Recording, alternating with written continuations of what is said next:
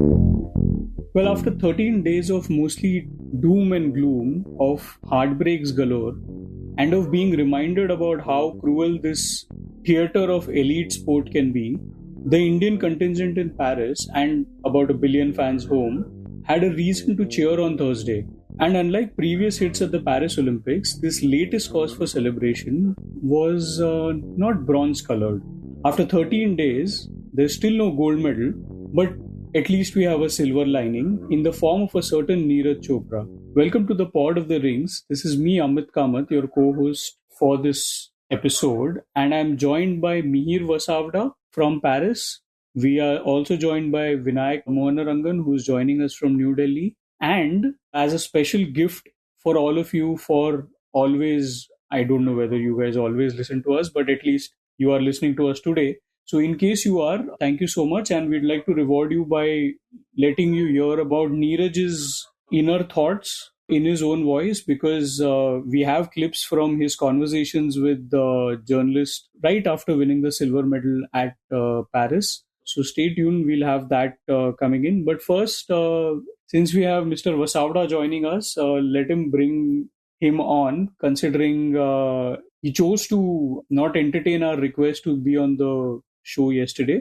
Mr. Vasavda, welcome back. I wanted to first talk to you about Neeraj. I think we touched upon this yesterday while you were not here, that it's rare that an athlete wins a silver medal at the Olympics. I don't know what the exact word was for what Neeraj looked like, but he looked raw. I mean, he was emotional, but not the kind of emotional that you would expect him to be. He looked slightly introspective. I saw this whole press conference clip that somebody has put up on YouTube. In that, he almost looked brooding. Can you just talk to us about what Neeraj's, body language and things was right after winning a medal at Paris?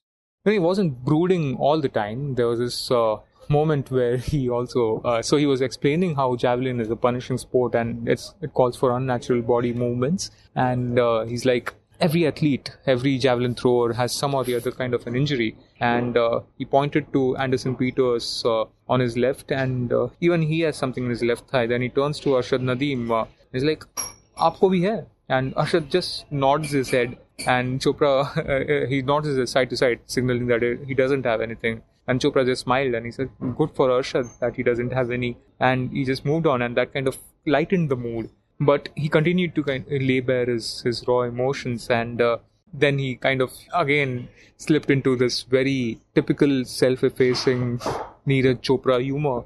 He was asked if, kind of withdrawing from different competitions in the build-up to the Olympics, if it affected his rhythm, if it didn't give him enough match time. And his quote was very nice about how he didn't want his groin to be overworked, and how he is almost embarrassed to pull out of competitions, and he's like, मैं शर्म में ही थोड़ा खेल लेता हूँ. And guess what? वो शर्म में थोड़ा जीत भी लेता है. But here's Neeraj on him not competing in all tournaments. जी, जर्नी तो काफ़ी सही रही है. अभी तक जेवलिन के उसमें जो भी मेडल्स हैं या जो भी है बात, वो भगवान की दया से सब पूरे हो गए हैं. अभी तो बस वही है कि अपने आप को फिट रख के जितना और अच्छा कर सके वो करना है. काफ़ी अच्छी रही है जर्नी. उतार चढ़ाव रहे हैं, इंजरी रही है, कुछ कंपटीशन जो जब मेरी अच्छी तैयारी है जब खेल नहीं पाया. और मुझे अच्छा लगता है पर्सनली, क्योंकि मैं किसी उसकी साल की तैयारी करता हूँ और एकदम ऐसे टाइम पे आके कुछ गड़बड़ हो जाती है. तो वो चीज़ें हैं जो कहीं ना कहीं अंदर दिमाग में रहती हैं. बाकी तो जो भी जर्नी रही है, जो भी आज तक मिला है, ऊपर वाले ने दिया है, बहुत खुश है उससे. और मैं खुश हूँ जी जर्नी, क्योंकि जब स्टार्ट किया था मुझे तो ये भी नहीं लगता था कि मैं यहाँ पे खड़ा हूँगा ओलंपिक जैसी जगह पे और ऐसा कुछ करेंगे. कि ना तो ऐसी फिजिक थी और ना ही ऐसा बैकग्राउंड था कभी भी ऐसा. बस पता नहीं कैसे आ गए यहाँ तक. Okay.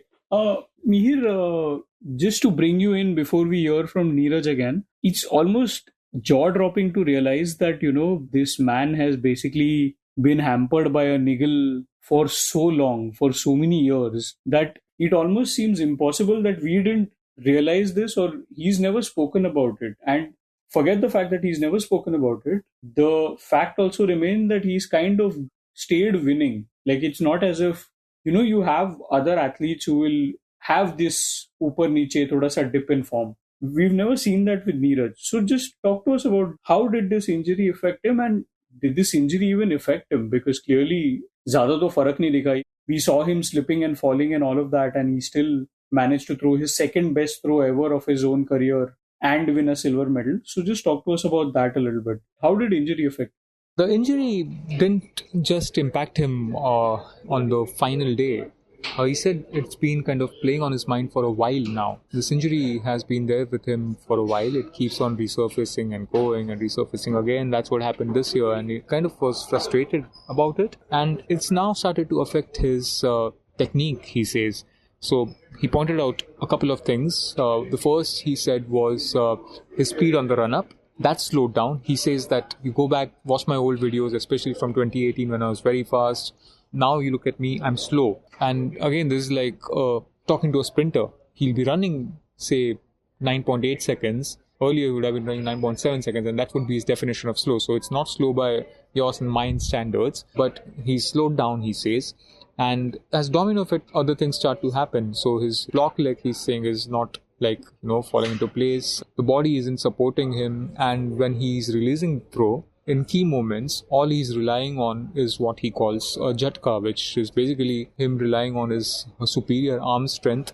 He knows that if he uses his upper body, he'll get a flight, he'll get the distance which will be enough to kind of win a medal. Then he says that imagine if I have my whole body with me, what can I do? What all can I achieve? And at the same time, he says that if I keep on relying only on my upper body, I'm not going to get the throws, and it's impacting his training, it's impacting his competition.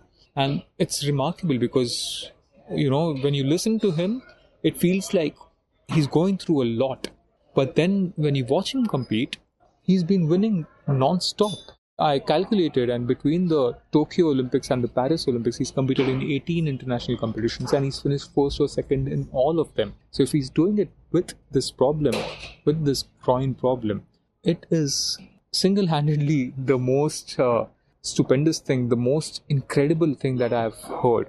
And it's just interesting if our listeners kind of listen to what he had to say about how, the injury is affecting him in terms of technique and his training. जब तक throw नहीं होगी ना, जब तक javelin के साथ काम नहीं होगा, तो बहुत मुश्किल है जेवलिन को उड़ाना. अभी तक तो मैं जबरदस्ती खींच रहा हूँ इसको, झटका मार लेता हूँ, क्योंकि मुझे अपने हाथ पे विश्वास है कि जब भी बाकी बॉडी काम नहीं करेगी, मैं झटका तो बहुत तेज मारूंगा. लेकिन जब ब्लॉकिंग लैग हो रही है, जब काफी टेक्निकल चीजें हैं, जो जब तक वो नहीं आएंगी तो बहुत मुश्किल है हाथ के साथ थ्रो करना, क्योंकि जब तक लेग्स का काम नहीं होगा, बहुत ही मुश्किल है अपनी पूरी पावर उस पर लगा पाना. पूरी वेस्ट हो जाती है अगर लेग्स अच्छे से काम ना करे तो काफी टेक्निकल चीजें हैं. शायद मैं घुस जाऊंगा उसके अंदर तो समझ में नहीं आएगी, तो इन चीजों के बारे में बाद में बात करेंगे, लेकिन सही है. Mir, maybe I'm reading too much into this, but it did kind of seem like Neeraj's body language is not the same as we've come to expect from Neeraj. Like you and I were at Tokyo, and despite that being the pandemic games and we were supposed to wear a mask the whole time, Neeraj had a mask on for a lot of that press conference. But it did seem like his smile wouldn't stop behind the mask also. Like nobody could see the smiles behind the mask, but he was still smiling. We knew it, like we could tell. But today when we saw him even get on the podium, he did seem thoda sa odd. What do you make of his body language and the things that he's saying after winning a silver medal? Look, Neeraj gave this impression being a guy who's madly in love with what he's doing. But at the same time, as well, love mostly is, it's giving him a lot of grief. And he was proud. He was happy to have won a silver medal, to follow up the gold from Tokyo. He's absolutely kind of, stoked about it. But at the same time, you could also see the kind of pain that he's going through. Not so much about losing the gold medal, I'd say, but because he's not able to kind of perform to his optimal levels. He kind of just went into this whole really, I'll say great unfiltered thoughts about, what as an athlete he's been suffering over the last few years because of the groin injury that he's had. And, it was Neeraj at his rawest. I mean, you'd expect an athlete to be emotional after a medal, but I didn't expect him to kind of show emotions in this fashion. It wasn't like he was crying or shedding tears and stuff, but, the tone, the way he spoke, at some point, he sounded a little discontent. At some stages, he was agitated. Mostly, he was helpless, I thought, because he said that, I've been trying to push myself. His exact word in Hindi was, अभी तो मैं खुद को खींच रहा हूँ. Or the day he says that, I'll be fit. I know I have one throw. I have that big throw in me. I can go 2-3 meters more. And there was this point, where when he's talking about it, when he's talking about having it in him to kind of go bigger than the 89 point somethings that he's been throwing, and he just pauses and he says, "Sach mein," as if none of us really believed him. And I thought it kind of showed the kind of thoughts that are kind of colliding in his mind, and it was interesting to see. I don't know how other way to put it. I guess this clip that we can play will kind of give you insight as to what Neeraj was feeling. And this is like barely, not even half an hour after his competition is over. Focus कर रहा हूँ throw पे, तो मेरा 60 से 70% focus injury पे रहता है कि मुझे इंजरी नहीं करवाएं, क्योंकि मैं जब भी थ्रो के लिए जाता हूँ, आप देखोगे मेरी स्पीड कम है पहले से, और मैं खुद को पुश कर रहा हूँ. पिछली वर्ल्ड चैंपियनशिप से पहले ही डॉक्टर ने सर्जरी के लिए बोल दिया था, लेकिन मेरे पास इतना टाइम नहीं था कि मैं वर्ल्ड चैंपियनशिप से पहले वो डिसीजन लूँ या फिर वर्ल्ड चैंपियनशिप के बाद लूँ, क्योंकि ओलंपिक्स की तैयारी में बहुत टाइम लगता है. तो खींच ही रहा मुझे अभी तक. 2017 में मुझे ये फील हुई थी. उसके बाद काफ़ी ट्रीटमेंट भी हुए और इसके ट्रीटमेंट्स काफ़ी करवाए, लेकिन कुछ बड़ा डिसीजन लेना पड़ेगा इसके लिए, क्योंकि मेडल एक अलग चीज़ है, लेकिन जो डिस्टेंस जो मेरे अंदर 2016 में मुझे बिलीव हुआ था, खासकर 2018 में जब एशियन गेम्स में 88 मीटर लगाई थी, उसके बाद से जो मुझे लग रहा है कि मेरे अंदर काफ़ी अच्छी थ्रो बाकी है, तो वो जब तक नहीं हो पाएगी, मतलब शांति नहीं मिल पाएगी जी. और मैं बताना चाहता हूँ कि काफ़ी कुछ है अंदर, और करेंगे बिल्कुल. शरीर ने साथ दिया, माइंड को बिल्कुल तैयार रखेंगे आगे के लिए, और चीज़ों पे काम करेंगे, अपने आप को फिट रखेंगे. Mir, you spoke about, thoughts colliding in his mind. It does seem like a very raw portrait of an athlete who is doing great things according to the rest of the world, but by his own standards, he's not matching up to them, and which is why he's unhappy. He's like, I know the rest of the country is just waiting for me to get back and put me up on a pedestal and say that, मतलब आप तो हमारे golden boy हो या फिर silver lining हो and all of that. But for himself, he's not measuring up. Just talk to us about that quickly once before I come to Vinayak, who's very, very patiently waiting for us to finish this. What lies ahead for him is a very interesting question, because, I want to say that it looks great. A gold, a silver, and a lot of hunger that he has to cross the 90-meter mark. But it'll be crucial how the next few months, I'd say the next 6 months, the rest of the year shapes up for him. Because he was very clear about one thing, that he and his team will be sitting, they'll meet, they'll kind of go to a good doctor, he said. And if needed, they'll have to make a big decision. And the big decision, he said, could be a surgery. Now, surgery isn't really a big deal in a way, because it happens. So if you're an athlete, you'll have a scar, a surgeon's scar on your body somewhere, and you flaunt it like a badge of honor. But there's also this phase, there's also this time when if you are an athlete undergoing a surgery, the rehab has to go, perfect for you to come back. And it'll also give us a glimpse into how Neeraj Chopra can recover from that and bounce back. So I guess the next 6 months, if he's going to undergo a surgery, if he's undergoing a rehab process, how he returns from it is something. It'll depend a lot on how the future unfolds for Neeraj Chopra. देखो जी, विश्वास तो था खुद पे. आज दूसरी throw जब सदने लगाई तो सेकंड थ्रो में विश्वास था कि कर देंगे. जैसी सिचुएशन है बॉडी की और जो भी जो इंजरी चल रही है, उसके बाद भी बहुत ही पुश कर रहा हूँ खुद को, और जो भी थ्रो लगी वो अच्छी है, लेकिन अंदर बहुत कुछ बाकी है. वो चीज़ उसके लिए अपने आप को फिट रखना है, और कर सकते हैं सर. ऐसा कभी भी नहीं लगता मुझे कि यार सच में, भले ही मेरी 90 मीटर आज तक लगी नहीं है, लेकिन सेकंड थ्रो में मुझे ऐसा लग रहा था कि यार कर देंगे. वो बिलीव है खुद पे और वो करेंगे वो. Mir, thank you so much. I know you have to go because you have a piece to file, you have a deadline to meet and all of that. thank you so much. We'll hope to catch you tomorrow. And as long as you are in Paris, we'd like to pick your brains, get to know about the city a little bit more. And I think so far we've only spoken about the Indian athletes, kind of serious stuff. So maybe in the next couple of days, we'll also get to take your own colorful takeaways on what this whole Paris 2024 campaign has been like. So yeah, looking forward to that. But now coming to Vinayak. Vinayak, thank you so much for waiting by. I'm pretty sure you've seen that press conference of Neeraj. What did you make of that? Yeah, I saw clips of it, and first of all, whatever, thanks for waiting by, it seems.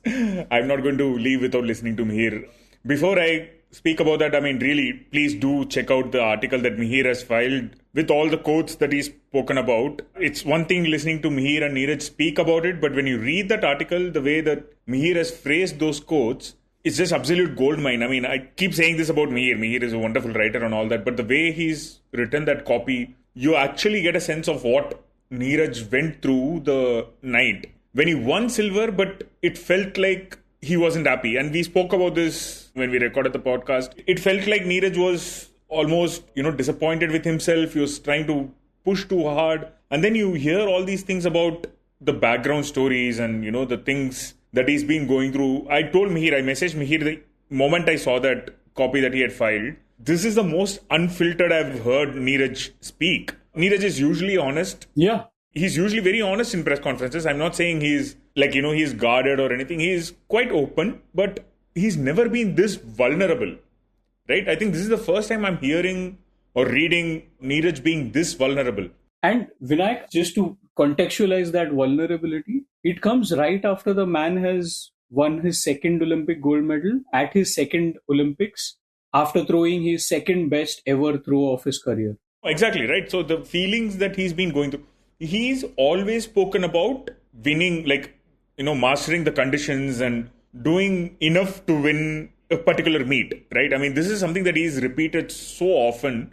He said, if I'm able to understand what the conditions need and get the throw that helps me win a particular event, then I'm happy. But this is actually the first time I'm hearing Neeraj speak so much about distance. He's always underplayed the 90 mark, saying, I want the 90 mark. It's a dream. It's an elite club. I want to be there. But if I'm winning an event with 89, then I'm happy. He's maintained this for the longest time that I've known Neeraj. I've heard Neeraj speak. This is the first time I've heard Neeraj say that, I know I have 3-4 meters left in me. Until I get that, I'm not going to be happy. That is a massive revelation to me from, someone who's consistently maintained that winning is more important. And now he's actually expressed a desire to push himself forward. And we probably have Arshad Nadeem to thank for that. But this is the first time I'm hearing him say that, I can't be happy unless I know that I've achieved what I can with just throwing javelin the farthest I can. And to hear him speak about the technicalities of why he's not been able to get those 2-3 meters extra, the injury, and he's been guarded about his injury as well.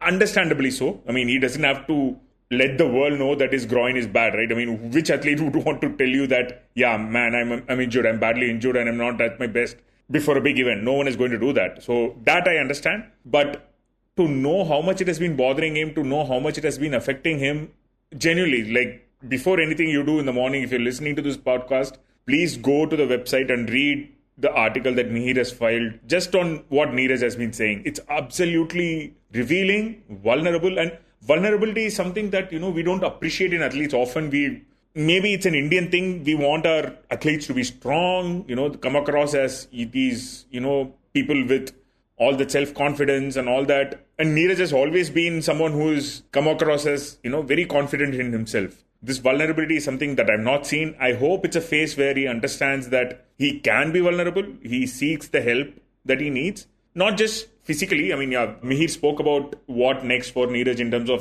surgery and all that. But also gets the right mental help to find, why it was bothering him so much and come out as a better... I mean, he's already a great human being. I hope he comes out as a better athlete from this whole experience. And we are speaking about Neeraj as if he lost something, right? I mean, let's be clear. He won silver. And that is something that I hope Neeraj understands. And I hope whoever speaks to Neeraj tells him that, you're pretty damn good at what you do. So, yeah, it's absolutely wonderful to hear this from him. But Vinayak, let me just open a can of worms here. And I honestly wouldn't say this about any other athlete, but I probably will say this about Neeraj. If Neeraj has finished second, should we not be saying that he's settled for silver? I know it's a journalistic, whatever, blasphemous sentence to say. Matlab, there is a lot of baggage in that phrase, settling for silver. But in Neeraj's case, I guess maybe we can say that because he himself will say that. I know that I had like 2-3 meters in me. I know I can do better. I know that this is not my best. So maybe there, and before you answer, it's very fascinating, When he had won the Tokyo gold medal, he was being felicitated at Bellary, right, by those JSW guys. So wahan pe he's sitting on stage, and I think somebody had asked him that, you are at your first Olympic Games, you already won a gold medal. Abhi kya bacha hai? Matlab, what is left? So this man says that, yeah, but the true mark of a champion is when they can repeat a gold medal. And then he started giving examples. He gave the example of Michael Phelps. He said, Michael Phelps is great because he can keep doing it every time he goes to an Olympics. That is what I want to do. Every time I go to an Olympics, obviously, I'm pretty sure he knows this much better than all of us, that he can't win 28 gold medal or 23 gold medal and 28 overall medals to nahi jeet sakta, because a javelin thrower can win one and whatever, swimmers can win maybe 10 in one single edition. But he realizes that retaining a gold medal at an event, which he's done, Commonwealth में अगर वो चला जाता तो I'm not sure Arshad Nadeem के साथ क्या होता, but he went to the Asian Games and retained his gold medal. So he's done that at other big ticket tournaments. Maybe that is also something that contributed to that crestfallen, whatever body language that we saw. Sure, but yeah, I mean, I don't agree that he settled for silver. Plain and simple, I absolutely hate that phrase. You brought that up.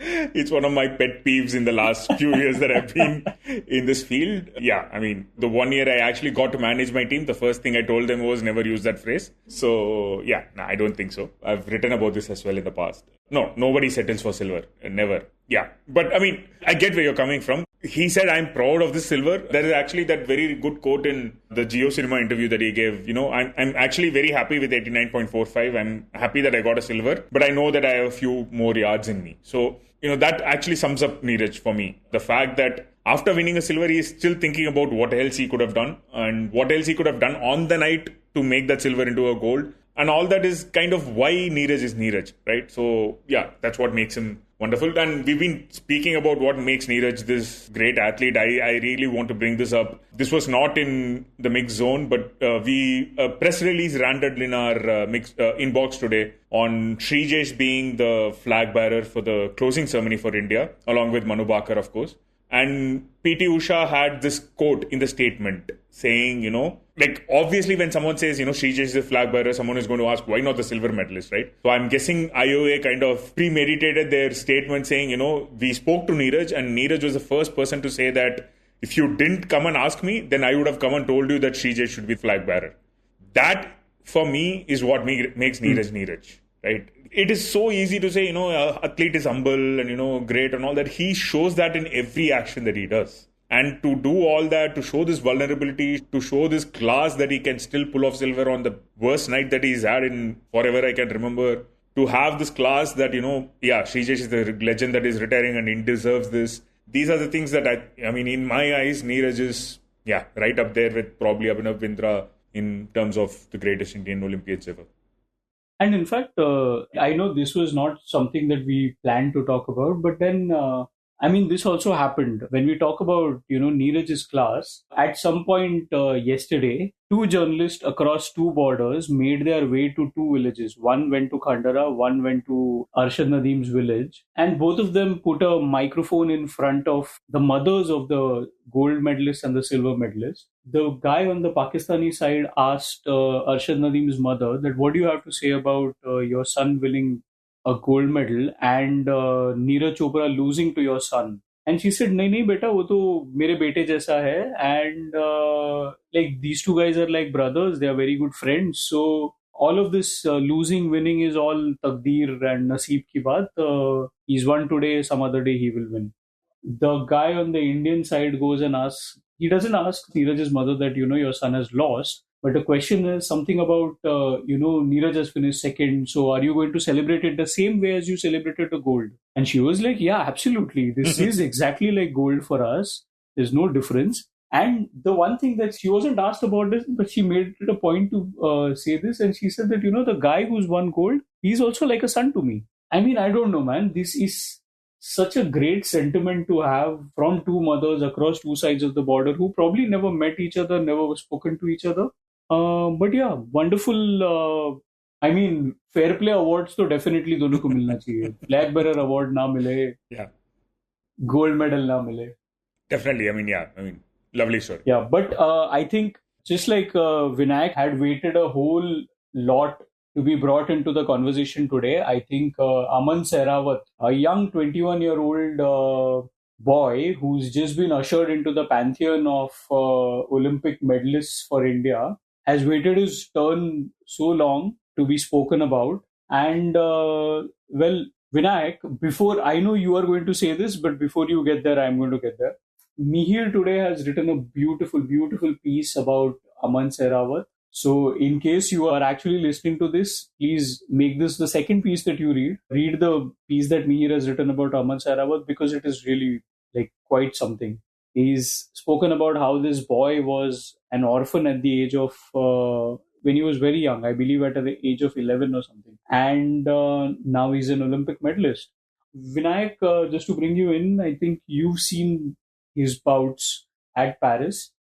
Just talk to us about, I mean, what is it that makes him slightly different? I mean, obviously he's different because he's the only male grappler that India has sent to Paris Olympics जो qualify कर पाया. But besides that, और क्या अलग था इसके बारे में?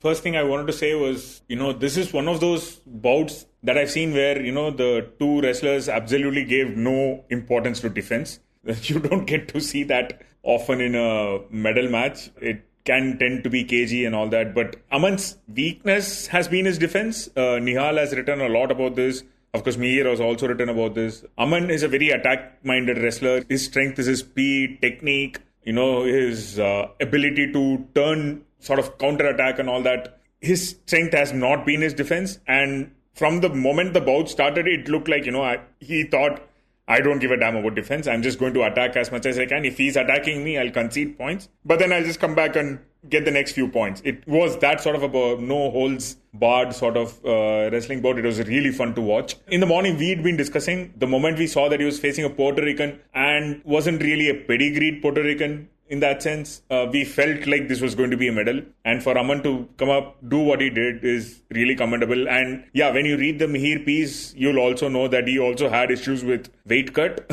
for the second day, which is something that we are all too familiar, unfortunately, right now with. He had to spend a few extra hours in the gym, but he made it. And yeah, once he figured out that, that his attacks are better than the Puerto Rican, he was comfortable. It was eventually a very comfortable win. Yeah, what a great story though, right? I mean, Mihir has also mentioned, Mihir always has his bank of stories.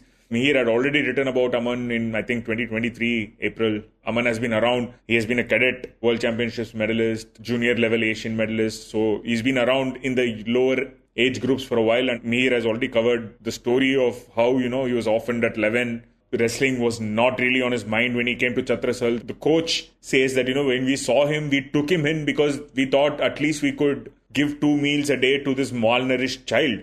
That was, that quote that just killed me when I read it the first time. And this is one of those stories that I remember from Mihir even before I joined the Indian Express, honestly. It's one of those stories that stays with you for a long time. The fact that, this kid came to Chhatrasal not to wrestle, but just to find a home. He had nowhere else to go. And that was when he was 11, and today at 21, he becomes the youngest ever Indian individual medalist at an Olympics, beating Sindhu's record from Rio 2016. What an absolutely crazy story, man. This is why sometimes, days like the Vinesh disqualification day do happen, but days like this also makes you realize why we sort of cover sport, right? Watch sport and cover sport.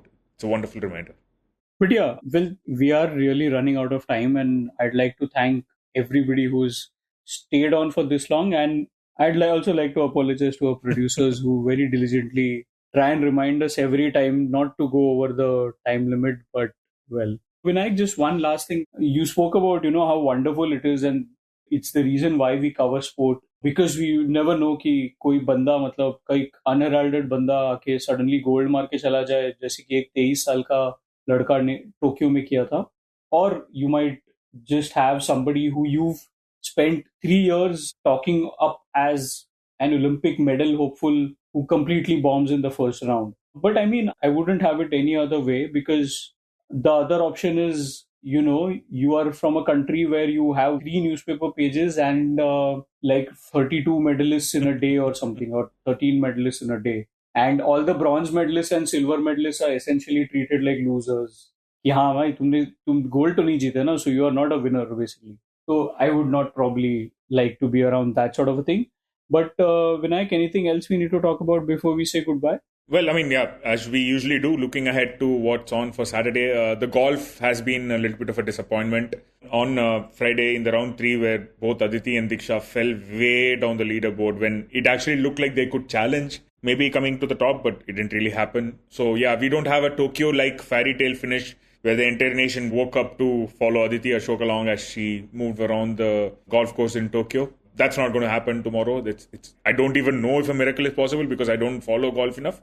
But yeah, that's out of the question. The last wrestler from India is going to start her campaign on Saturday. Whether we have anything on Sunday or not depends on how Ritika Huda does on Saturday. Whether she gets into the final somehow or, you know, has a repechage through her side of the draw. We'll know that tomorrow. So whether we have anything on Sunday or not depends on Ritika Huda. But that's kind of where we, I think, wrap up the Indian contingent. We literally at the finish line, like maybe 10 meters away from the finish line right now. So yeah, that's where we are.